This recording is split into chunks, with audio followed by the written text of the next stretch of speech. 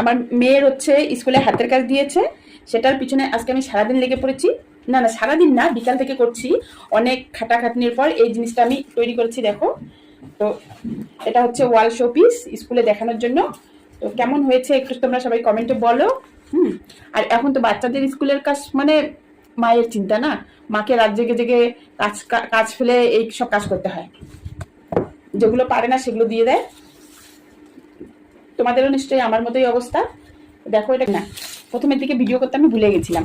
তাহলে প্রথমে আমি এই জিনিসগুলো ফুলগুলো বানিয়ে নিয়েছিলাম, কেটে কেটে পাতাগুলোতে কেটে কেটে বানিয়েছি, তারপর আটা দিয়ে সবকিছু একখানে লাগিয়েছি। দেলিশা আসো, কেমন হয়েছে বলো? ভালো হয়েছে। স্কুলে কি বলবা, কে বানিয়েছে?